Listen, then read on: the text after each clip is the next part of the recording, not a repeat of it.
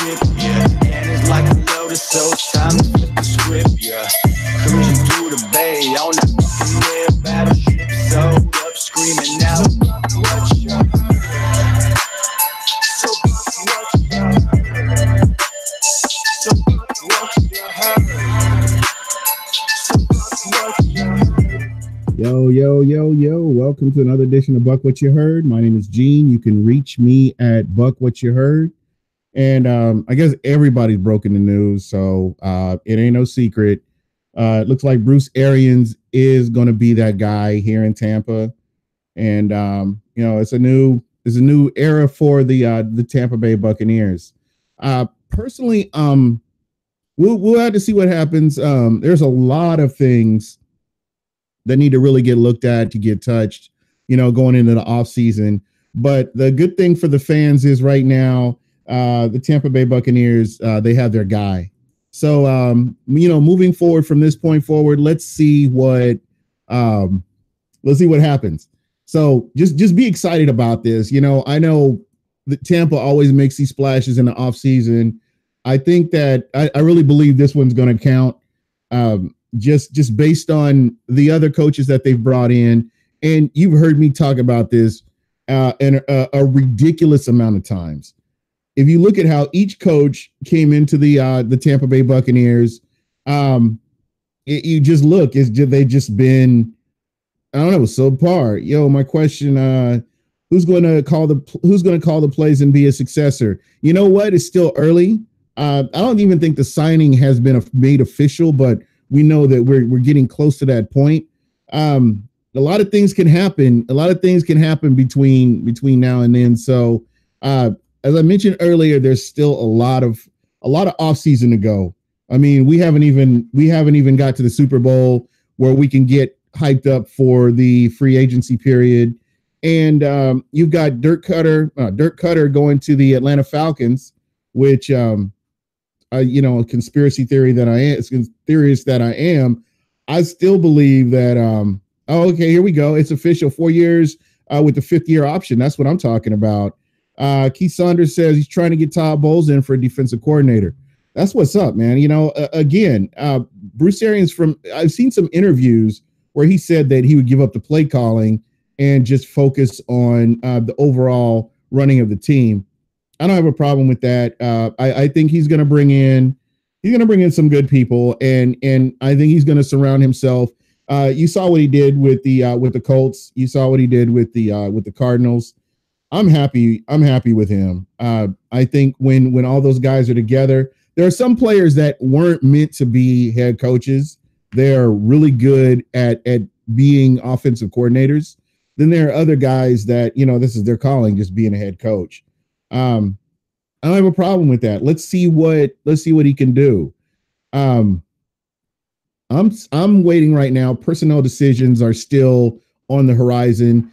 You've nailed down your head coach right now, and then we'll see who he brings into to help him to change the culture in Tampa. Big Herm Belving. There you go. I'm liking his move. We need a different culture in Tampa. I mean, all the stuff that's come out over this past couple of seasons is frustrating.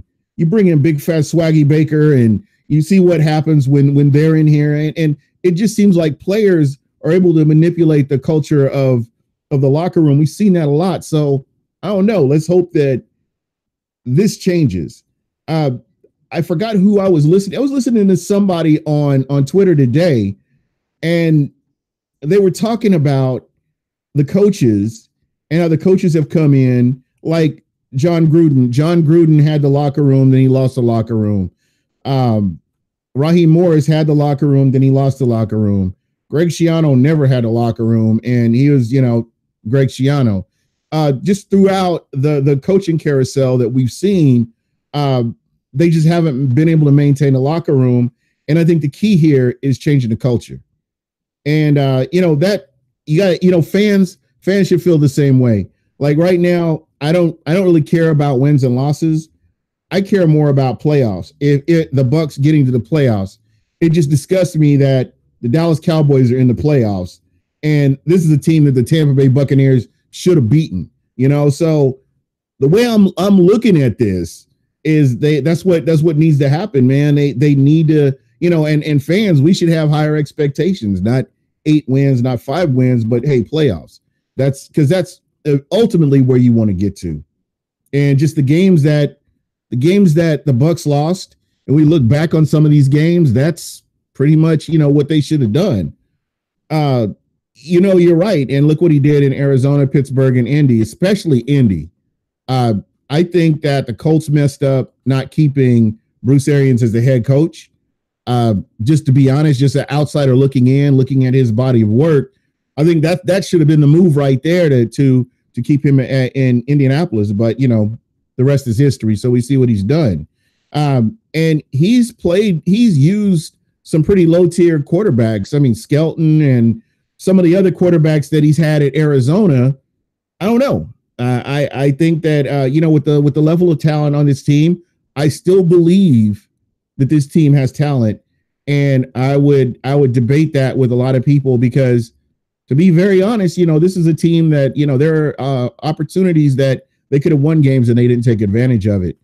So I'm going to stop gabbing. I'm going to look in the chat a little bit because I want to get some of your points. You guys are really doing it here. Live without fear. Gruden was trash and still is.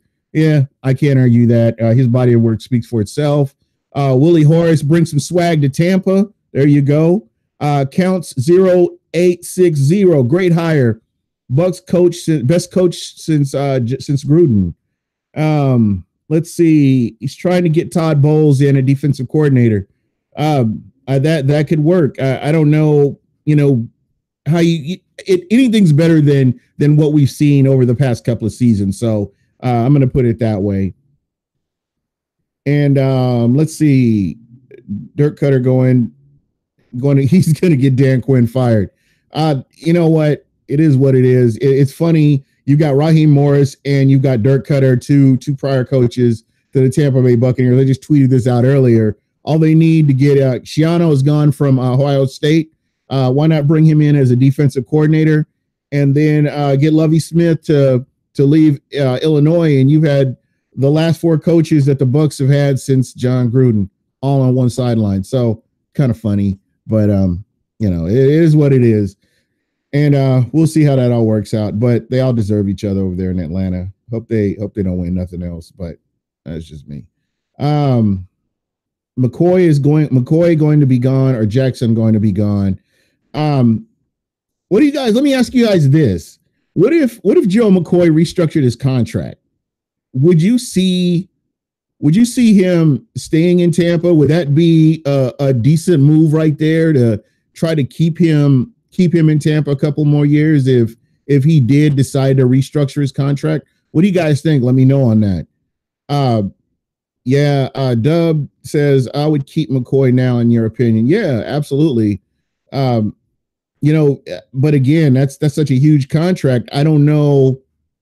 With the salary cap the way it is, I guess this is the most intriguing thing for me. I don't know about you guys, but just watching how Jason Light handles his contract.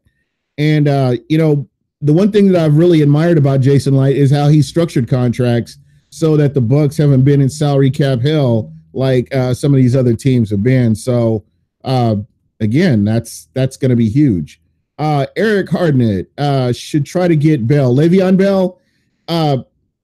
My argument with this, and you talk about Le'Veon Bell wants a max contract. And I'm sorry, but where the salary cap is for the Tampa Bay Buccaneers, I just can't see them bringing in another big ticket player and putting him, and getting that to work salary cap wise, because that's the whole reason he set out in Pittsburgh, was because of the salary cap, or not because of salary cap, but because he wanted a max contract. And I just don't see Tampa being a spot where you could do something like that. Not when you have to look at Adam Humphries, Quan Alexander, and people will have to go in order to make that work. Let's see. McCoy is done. Gets holier way too much. Kareem Hunt, you just don't know. I don't know, where you're at with him. Let me ask you guys this, and think about this here, Tommy Travis. What's going on? Think about this, guys. What did Peyton Barber ended up with? Like, he was close. If he's close to 1,000, well, he's closer to 1,500, but he got 800 something yards rushing. And it's one of those things that the Bucs didn't 100% commit to the run. They were a pass first team, and the run, they never really utilized the run like they really should have. There were games, and I'll give you a case in point. There were games that they should have used the run more than they did. And then when they needed to use the run, it just didn't work for them. The Carolina Panthers game, when they had the lead against Carolina, they didn't run the ball. They didn't run the ball like they should. I don't know. I think Peyton Barber is a good back. You guys, and I see you're talking about Ronald Jones. I think Ronald Jones didn't get a fair shot. Here's another guy that wasn't utilized like he should have been. You talk about speed and space. We still need to give him a chance to see if this is that guy. How many he didn't get that many touches of the ball, and when he did get the ball, the offensive line wasn't opening up any holes. So I don't know. I just want to give him another opportunity under a competent offensive coordinator and coach. Let's see what he does.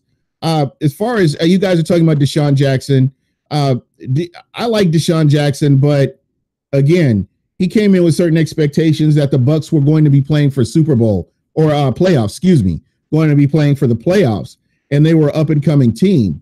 But you look at how the coaching was here, and it wasn't utilized correctly, and that was the problem that we had here. His expectations weren't met as far as the coaching goes, and then they didn't really use him a whole lot. So I don't know. I think that this is one of those things where I understand they're moving on from him, and with good reason. He didn't meet their expectation, they didn't meet his. So that's just kind of where we are with that. Let me go back here in the chat. Big Herm. Barber is a beast. I like the way he runs. I do too. I think that here's another guy that I want to see him with a good offensive line. I want to see him where there's competent play calling, where there's imaginative play calling, running the offense with the weapons they have. And you got him as a running back. I don't think he's that bad compared to what everybody else is saying. I don't think he's that bad. Caleb Benenoch, don't get me started.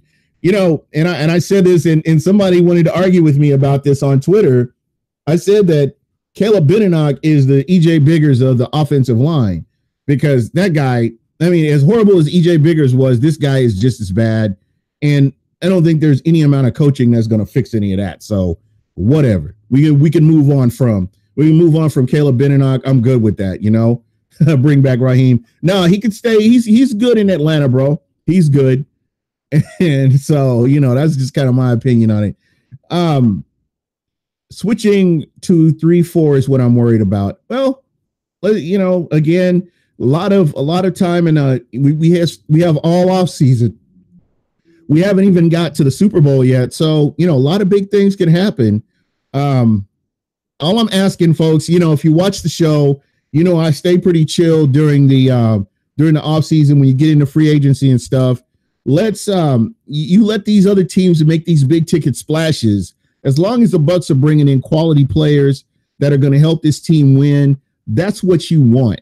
You want quality players. You don't want scrubs for, coming in and, you don't want some guys coming in and they're not contributing. You saw what happened with, you saw what happened with Chris Baker and Michael Johnson when he came in. Some of these other coaches, yeah. And I don't know. It's just let's wait and see what happens, see how everything lines up. And then, when you get to the season, when you get to preseason, then you kind of get your idea. I think Byron Leftwich is coming along. We'll see. He didn't have a lot to work with in Arizona when he was the offensive coordinator. And I actually watched a bunch of his games that he was able to call plays for. And I don't know. I think he's creative, and I think that he could he could benefit the Tampa Bay Buccaneers, especially as a former quarterback. So I don't know. And Perry Mathis, we might not be able to afford Quan Humphreys. That's my concern. That is genuinely my concern. I look at how much Adam Humphreys means to the offense and what he's done. He's been nothing but clutch. I mean, I would argue with anybody about that. This guy has been nothing but clutch. He's taken some hits and held onto the ball. He's taken some dirty hits and held onto the ball. He's one of those grinders you want on your team. That's the kind of player, hard-nosed player that you want on your team. So I look at him, Quan Alexander, another guy that I would venture to keep as well. Just seeing him under Duffner and seeing the fire that he was playing with, as opposed to what we were seeing from them under that Mike Smith system, he was like night and day. I really feel like this is a guy that you want to see if you can retain him, keep him. I know he's coming off injury. Maybe he's open to a 1-year prove-it deal, and then you re-sign him for more money. There's a lot of things that could happen between now and then. I just, you guys all bring up great points here, and they're coming through here. So let me bring back LeGarrette Blount. Yeah, should have never. Well, that's Greg Schiano. I don't even get me started on that path right there. I'm glad we were patient and did a coaching search, then wound up with Arians. Tommy Travis, that's the point right there. That's a great point. Hopefully we won't have to go through that. Hopefully they're lining up a successor for Bruce Arians for when the time comes that, he goes out and you can kind of keep everything in sync. That's the hope that you have. I like that Bruce Arians and Jason Light have some connection together. And the one thing that I will say about this is you won't have a turnover in players. I think this move, there will be some turnover, but it won't be like a new regime, new general manager, new head coach, just overall restart from the beginning. This is going to be one of those things where you have enough talent on this team. I think that a head coach like a Bruce Arians, even though he's not married to these players, he can come in and he can work with what we have, and at the same time work with the general manager and bring in players that he needs for his system. So I think this is even more beneficial than people realize. I just don't see a lot of turnover. Maybe there will be, maybe not. Another thing to keep in mind too, Brenson Buckner, who was in Arizona. Here's another guy that, you could possibly keep in the fold. Players are familiar with him. And I think that here's your guy that you can actually, you can utilize him as well. So we don't know. I'm not sure, again, there hasn't even been a press conference. As Seaborn mentioned, any word on a press conference? I haven't heard any word of that yet, but I will say this, there is, we don't know what's going to happen. So I'm not sure. No one knows. Arians is trying to get Harold Godwin as the running game coordinator and Leftwich as the offensive coordinator. We'll see, man. I'm good with that. I'm good with, what they're doing. I think Peyton Barber can be a top rusher in the league if we can get him an O-line. I think that you're looking at you're missing some pieces. Dotson is getting older. I'm not sure how that's all going to work out, and we'll just kind of have to wait and see.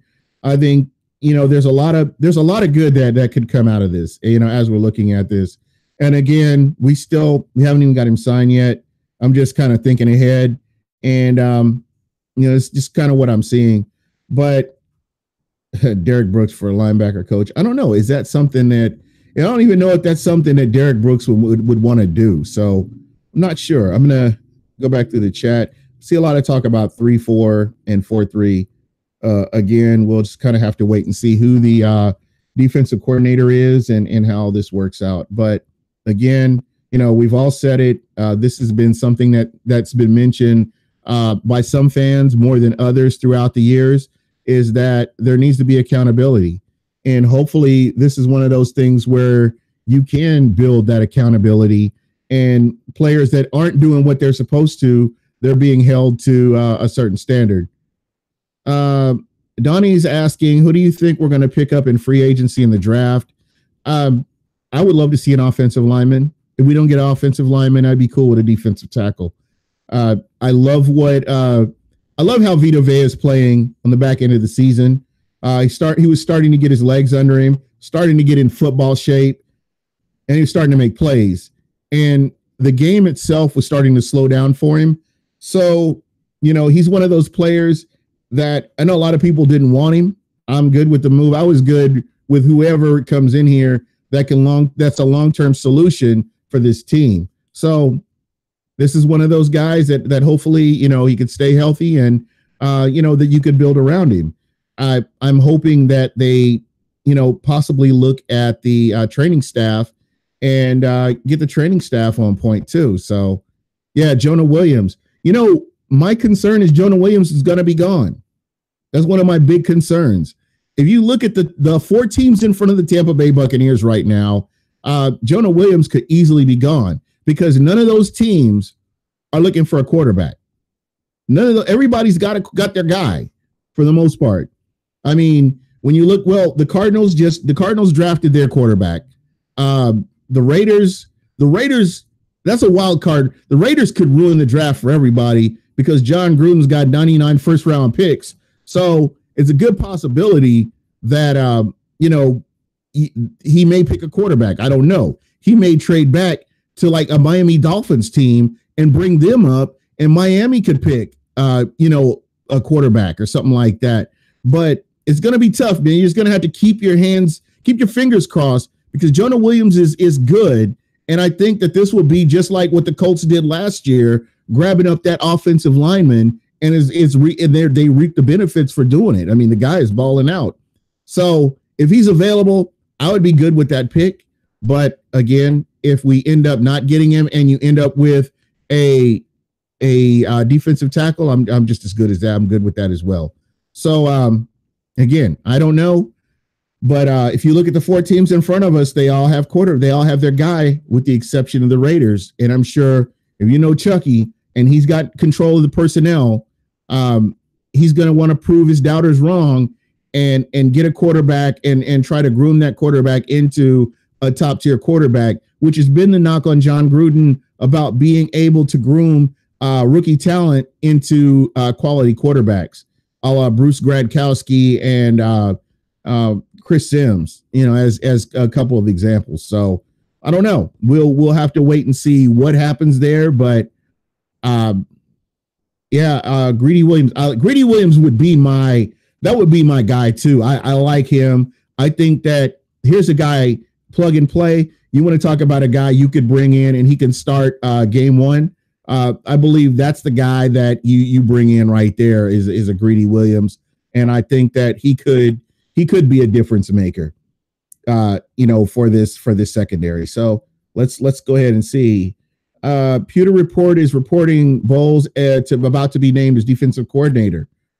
Wow. So there you go. I like Todd Bowles when he was the defensive coordinator. I thought what they put together was a very formidable defense. They were nasty with Calais Campbell, Frosty Rucker, and some of the other players they had. And I don't know. They made that scheme work, and that worked out real good. David Harrison, what's going on, man? If you guys get a chance, Pewtercast, voting for a quality podcast, give my guy here, Locked on Bucks, great podcast. If you guys get a chance to check it out, please do. Love those guys over there. And just show them some love. You can vote as many times as you want to, so it'll be kind of cool. Dub, that's a good question. I like Minter's game. I thought he had a really solid season. I think he's another person that could come in and compete, and actually, put this team in a good position. Let's see what else. Thank you very much, Bowles. Great job by the Glaziers. Yeah, there you go. Bruce Arians, I've read on a couple of occasions that he said if he ever coached again that he wouldn't be calling plays. and because of the level of stress involved. So I think he's going to put his guy in place, and I think things will work out. So it remains to be seen. Again, I don't know how everything's going to line up, but just based on what I read and things that I've heard, that would probably be, what we would be looking at is the offensive coordinator actually calling the plays. So we'll see what happens here. Live without fear. Giants keeping Eli Manning, just kind of getting back to the draft a little bit.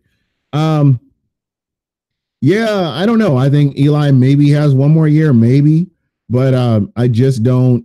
They have to get a replacement in place. I just don't see how that you can sustain keeping Eli Manning out there on the field, just considering what's been going on. Sean Castillo, what's going on, bro? I'm on a little bit early. You guys, as you guys know, last week was the week from hell with my computer, with my software. Everything was crashing, and it turns out it was some kind of Windows update, and it just threw everything out of whack. But I think I'm back in place now. We will be doing the podcast tomorrow at the regular time. I'm just on today because everybody's talking about, with what's going on with Bruce Arians. Everybody's talking about that, and so I figured I would jump on and throw my 3 cents in there as well. So thank you guys for checking it out. Sean Castillo, how you doing? Good to see you as usual. One of the longtime listeners. I appreciate you. And guys, I want to hear from you guys. I've heard some people talking about Greedy Williams. I've heard people talking about either the Williams as far as a first round pick.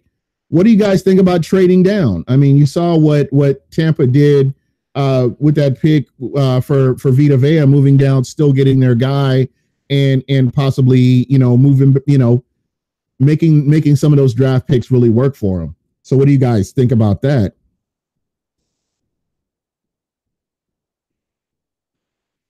I'm checking out a chat here real quick. Let's see.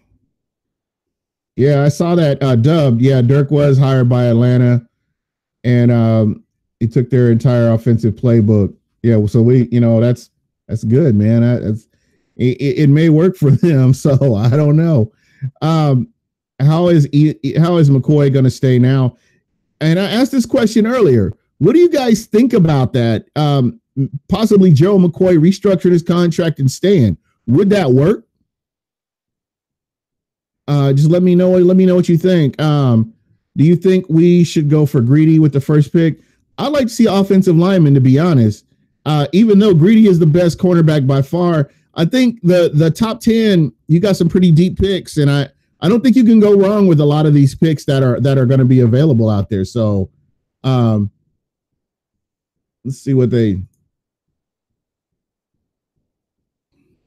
Give me 1 second here.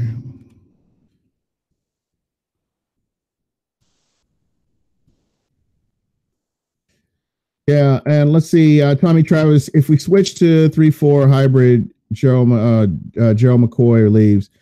I don't know. Let's see what happens. How do you feel about Taylor Rupp from Washington?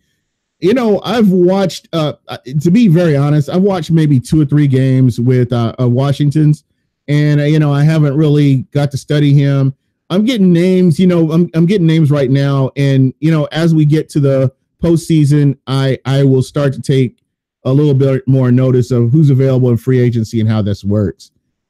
Dub says, I think it works with the staff. We hired a rookie coach, then I would say McCoy should go somewhere else, but slip him in at end and Joe McCoy in a 3-4, Vita in the middle would be vicious. Sean Castillo says, I want McCoy to stay. He's great on the field and off, and he deserves to be on this team when we start winning again.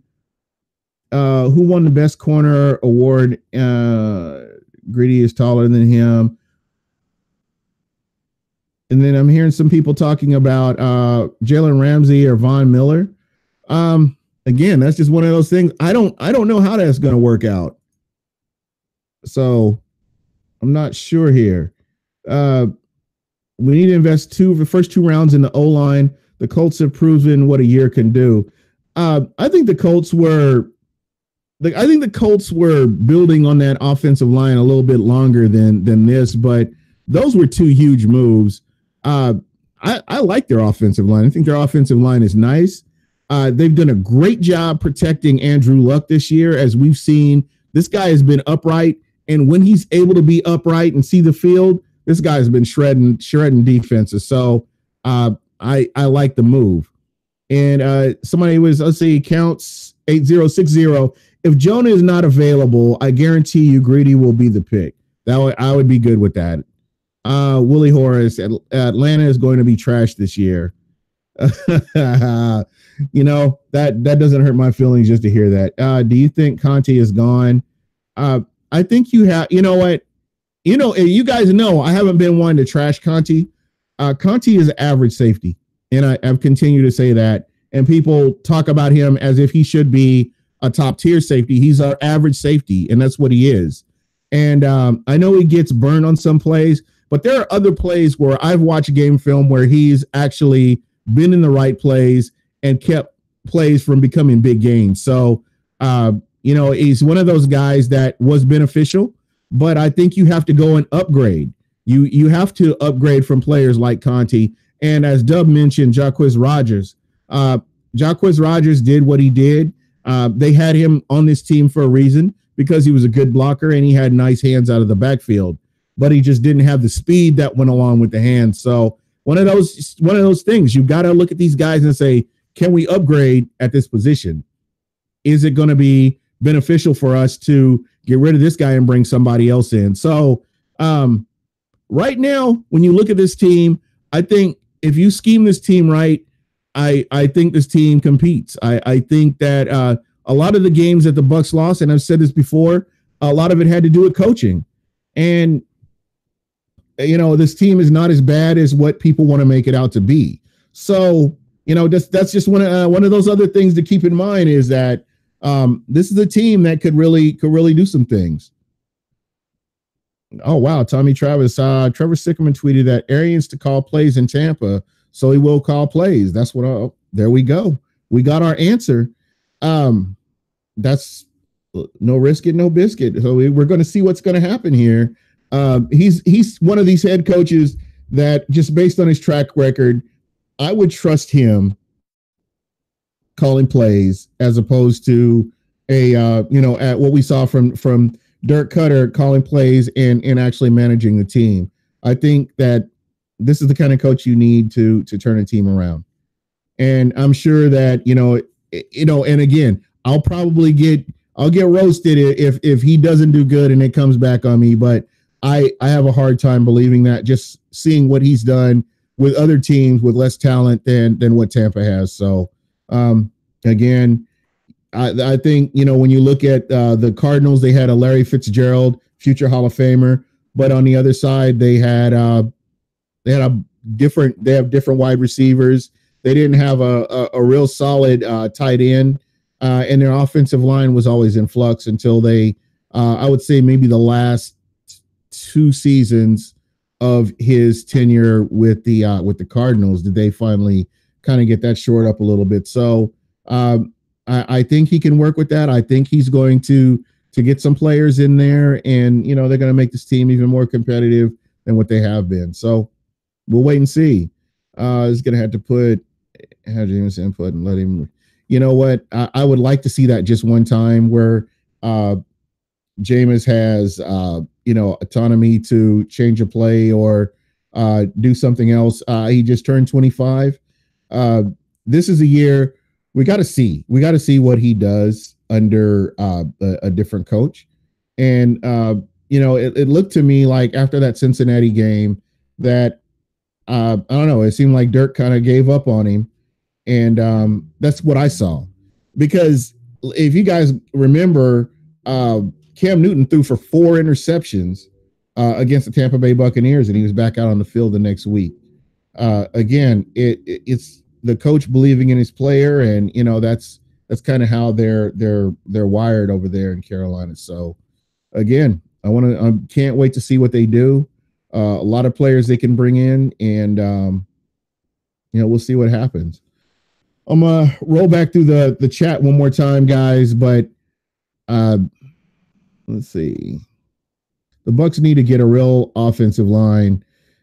Yeah, that's what I'm saying. There are some pieces in place, but they're hurting in a couple other places that they can really upgrade in. So I don't know if it's going to be in the free agency. I don't know if it's going to be in the draft, but I know that Jason Light looks at 200 times more film than I do, and I'm sure I'm 100% sure that he's seeing the same things as we're seeing. Uh, Remember last year when we talked about the defensive line after that last game of 2017, and we saw that Jason Light, or 2018, going into 2018, we saw Jason Light put a lot of emphasis on that defensive line, trying to get it better, going out and getting a Jason Pierre-Paul, getting a Carl Nassib, and players of that caliber to really boost up this defensive line. So I know that he's seeing the same things that we're seeing on that offensive line, and you have to know that he's looking to better that line because games are won and lost in the trenches. So Ryan Fitzmagic is free to leave as a free agent, or is a free agent. Yeah, I believe he is a free agent. Needs to hurry up off season. Yeah, that's what I'm saying. Willie Horace says we can go from 6-10 to 10-6 if we draft right this year. A lot of pieces are in place. We got to improve the offensive line. Yeah, that's kind of what I'm looking at. I could see, what Dub said, Gruden wants Fitzmagic. I could see him doing it. I could see him benching. I could easily see him benching the quarterback in Oakland and replacing him with Fitzmagic just because it's John Gruden. But what we just do. We're about to flip that record. What do you feel about Grimes? You know what? I was really disappointed. Just because I followed Brent Grimes since he was in Atlanta, and he was somebody that I really liked. He was somebody when he went to Miami. I was kind of frustrated that Tampa did not go after him to bring him to Tampa, just because that's how good of a DB that I think he is, or I thought he was at that time. I was really happy when he came here. When he was out there producing, that's, he did what I expected him to do at his age. He was still out there covering. So I thought he had a good game. And now when you look back at Mike Smith and how Mike Smith's defense worked, I really thought that he did good, just kind of based on that. But this last season, that a little disappointed, but again, that's his last year here. He can go on and turn to basketball or MMA or whatever he's going to do. God bless him. He was a Buck, and that's it. He's gone. But yeah, that was disappointing to hear those comments, and that's just who he is. Let's see. Actually, Miko doesn't really control a whole lot with Brent, to be very honest. Just and because she's another person, and I've been following her. When she was a radio personality, and that she played basketball over in Europe. I guess I have a different perspective on people like that, the people that are out there talking and stuff. She talks, she can, that's just who she is. So, you either like her or you don't like her. But, again, I was disappointed that, just going back and watching game film and seeing how Grimes was playing, and, he should have just sat out. If he's not going to, just sit out. That's kind of how I look at it. So I'm not going to trip about them. They're gone. It is what it is. And, it's just what it is. But again, that's just who they are. And let's see, Deshaun Jackson. You know what? I think that ship is sailed too. As I mentioned earlier, Brent Grimes. Goodness, Deshaun Jackson had high expectations for the Tampa Bay Buccaneers. I don't think that coaching wise, they met. They didn't meet each other's expectations. I thought that Brent Grimes. I got Brent Grimes on the brain. Deshaun Jackson was underutilized. And that's the part that really pisses me off. You know what, Adrian, go Bucks, you make a great point. I really hope that Tampa can re-sign Adam Humphries. I love Adam Humphries. I love his game. He's a grinder. I would love to see him staying in Tampa. But I think when the dollar amount gets to a certain point, I think Tampa will let him walk and, next man up. So, it is what it is. Tommy Travis, Grimes is soft, but brought up good points about the garbage coaching. For a guy as old as he is, he wasted his time here. As far as football years, he wasted his time here in Tampa. So, I guess we're moving on. That's just kind of where we are. That's the one thing that I'm concerned about is, some of these players that will get let go from Tampa that will end up in Atlanta. And, there may be some hidden gems. I don't know. Just because you have a former head coach as an offensive coordinator in Atlanta. We'll see how that all works out. I still say he was a foreign spy and he was planted here to mess up everything in Tampa, but that's one of my old conspiracy theories, and don't pay any attention to me. So that's just one of those things. But anyway, guys, be sure to hit the like button. If you're not subscribed, please subscribe. I really appreciate that. You definitely be helping me out. We will be doing the whole show. I will be on with Ples tomorrow. We'll be talking more in depth about stuff. One dog, he owe me some straight cash. Something. Oh, finish my thoughts on Deshaun Jackson. Sorry about that. I get sidetracked here. But with Deshaun Jackson had expectations. If you guys remember when he first got here, he said the Tampa Bay Buccaneers are a team on the rise. They're a team that could make the playoffs. And as things went on, as things happened, the injury to Jameis Winston, some of the other things that happened, it just didn't work out, whether it was coaching or what have you. I felt like all along that Deshaun Jackson wasn't used in the best way that he should have been used. They could have carved up teams if you're running him underneath and stuff like that. So I don't know. I just feel like the Bucs coaching let down Deshaun Jackson, and I can understand why he's frustrated wanting to leave. That's just from what I'm seeing. And again, with the amount of money that Deshaun Jackson is getting ready to get paid, I see them letting him go. You have a Chris Godwin. Here's a guy that you can actually Chris Godwin is a guy that can actually continue to grow. Work on his hands a little bit, as his route running, clean up some of his route running a little bit, and here's your guy. Another guy that we haven't talked about is Bobo Wilson. Bobo Wilson has the speed to stretch the field. We haven't even talked about this guy yet. Here's another guy that wasn't really utilized, and I don't think they really wanted to utilize him at this time, or knew how to be very honest, when they play him the way they played him sporadically. So a lot of things can change. And, somebody mentioned it in the chat.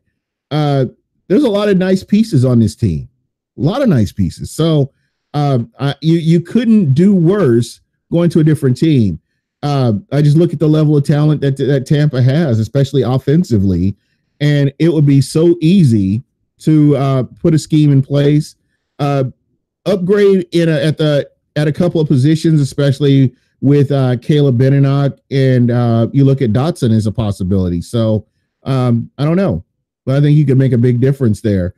As far as Cameron Brate, I'm not sure how Cameron Brate's going to fit in here. I don't know. I don't remember Bruce Arians having 2 tight end sets, as I remember correctly. I don't think he does. So I don't know. Somebody else, Keith Saunders brought up Justin Watson. So again, a lot of nice pieces in place, but getting back to Cameron Brate, I don't know if he stays or not. That's a lot of money that you're talking about keeping a guy, and we'll just kind of have to see how he gets utilized or if he does. So many questions, and we're still early. There's still this season's football going on, so let's see what happens. Yeah, Brait, it's kind of going back here to Brait. I think Brait was injured too. And so I don't think he was 100% this year.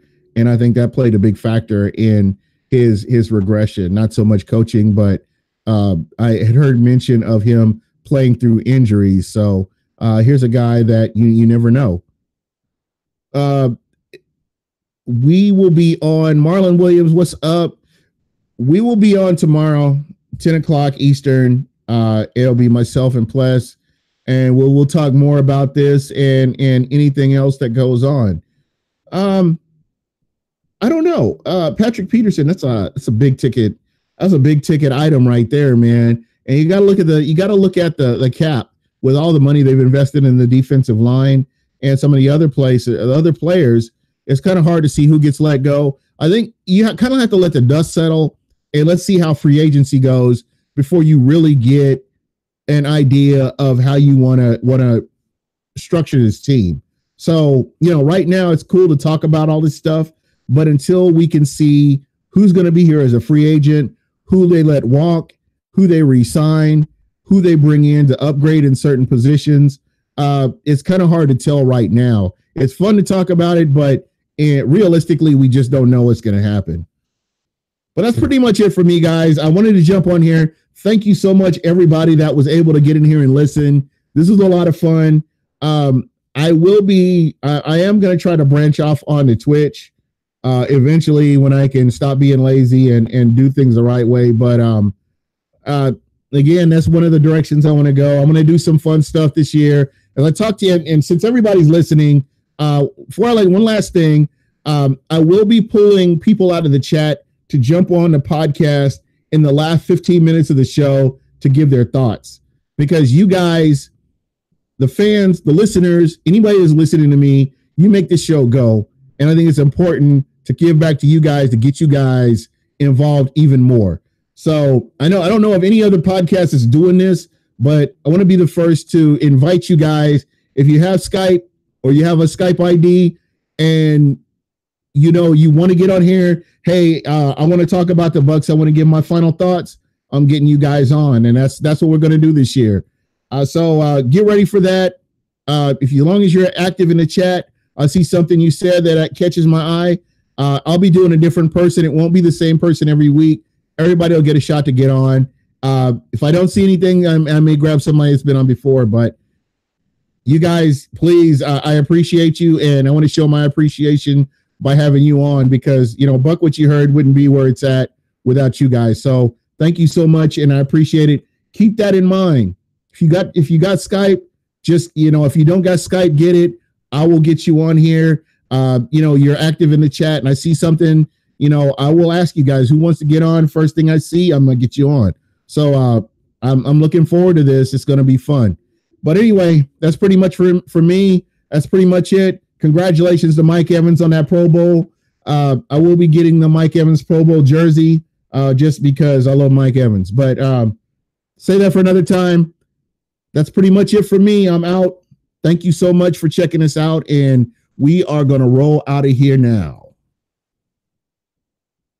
Or we will be rolling out of here soon.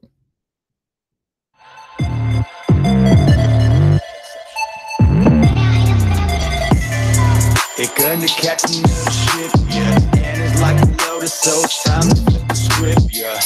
Cruising through the bay on the